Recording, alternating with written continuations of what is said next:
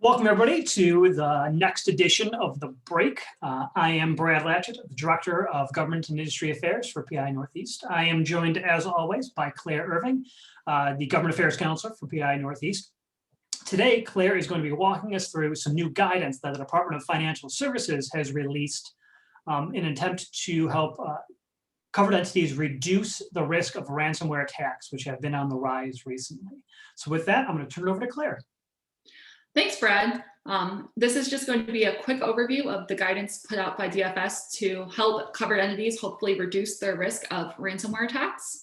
As Brad said, this has become an increased risk, as I'm sure you've noticed from the news. A couple months ago, this is exactly what happened to the Colonial Pipeline that put the gas supplies for a large section of the country at risk. So while that was a big gas line that affected many states, this is also a risk for businesses of any size, including small businesses, larger businesses across various sectors. For the insurance industry, it has the extra risk of the cost of these attacks, because ultimately, if it's many insurance companies might be on the hook for the damages caused. Due to these risks, both the risk of a cyberware attack and ransomware attack and the potential costs, DFS met with industry experts to both discuss where these risks and how companies and businesses can try and reduce their risk. Most ransomware attacks follow this very similar playbook, and so DFS worked with the experts to create a list of controls that they strongly recommend all regulated entities put into place that can greatly reduce the risk of ransomware attacks. Effectively, they read the playbook, and this is how to prepare your defense. This guidance doesn't actually change the regulation. So if you're if you're a partially exempt entity and might not be required to implement all of these controls by regulation, this doesn't change that. However, DFS does strongly urge all regulated entities at least consider all of these controls within the feasibility for their business. And we're following any proposed regulations, so we'll have information on any changes to the cyber regulations should they come out. So with that, we'll just dive right in. These are just quick overviews. There's a link to an article we wrote for the PI Northeast News and Media page that has more details on each of these, as well as the link to the information from the Department of Financial Services. So we'll just quickly touch on what these controls are, and you can read more about those below. The first way to prevent ransomware is very simple. All businesses should have these in place, which is the email filtering and anti-phishing training. This is effectively a dual prong approach. First, having various filters, the spam filter, but also other filters such as flagging emails from external accounts, so that people can, hopefully any potentially dangerous email doesn't even reach people's inboxes, and then it flags it so people are paying extra attention to any that come outside your company, particularly for employees that might not be emailing back and forth with people outside your company. That can be particularly important.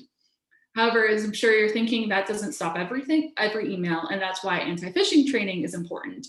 Ultimately, your network security is only as secure as the effectively weakest user. Mm-hmm. So having anti-phishing training really makes sure all of your employees are paying attention to emails and are aware of the risks in 2021. If everyone went through the training in 2018, it's worth going through, having them take a new training course, because these risks, as DFS and the Department of Homeland Security have put out information about, have increased since then.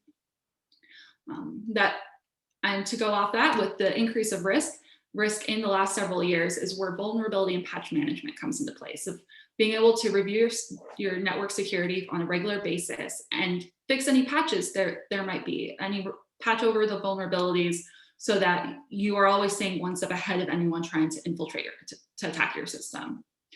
Another key control that DFS strongly recommends that can adds a layer of security between passwords and your system is multi-factor authentication. If you've done any online banking in the last couple of years, you've probably you've definitely used this. It's where you sign in and you get to a page where they say they have to verify your identity with a code, or you have to go through an app or some extra way to verify that you are the user with that password. This way, if if someone gets access to the passwords, there is another step before they can have any access to the system. With remote work, many businesses have probably had some form of remote desktop protocols that allow people to access their work desktop from an external device. DFS recommends disabling this except where necessary. Again, with remote work, that's probably been necessary for a lot of businesses. So that's where consider multi-factor authentication and all the security steps related to remote desktop protocols, because you never know where people are logging into to the desktop from. And again, that comes into where anti-phishing training and security training comes into effect too, of making sure your employees are taking those steps when they're accessing their desktop from home or another location. Even if you take all these steps, there's simple password management can really help secure your system. DFS recommends in the guidance that passwords be at least 16 characters long, and that all passwords avoid commonly used words. So if a password ampersand Buffalo Bills 716 hits the 16 characters, but Buffalo and Bills as well as the 716 are pretty common, probably predictable together, even with the symbol in front. Even with a symbol in capital letters, a common word makes it a lot easier to crack. So figure out how to mix that up so it's just an extra level of security that any business can implement. That doesn't require, small businesses can do that just as well as a larger business and company. Within the access, really consider privileged access management, which comes down to employees should only have access to the minimal information necessary to do their job. So if a new producer at your agency's job is selling insurance, they probably don't need access to your agency's accounting documents or various just confidential information that has nothing to do with their job. So creating a system, whether it's with software or just simply within your own system, within how you network computers where they don't have access to that information, means if there is an attack on their computer, there's very limited information someone can get in the attack that still can be bad for your business, but is much less devastating. And if you're the CEO or someone who does need access to all the privilege or substantial amount of privileged information within your business, it's consider making sure that there's different usernames and passwords for both the privileged information system and the secondary like computer login. So that way, if someone gets the computer login, that doesn't give them access to all of your agency accounting records or the driver's license numbers of every person with an auto policy. Just having those extra layers makes it that much harder for someone to get someone you don't want access to get that information to have access. And again, those are all steps where multi-factor authentication may be something to consider, particularly the difference between a computer login and access to privileged information.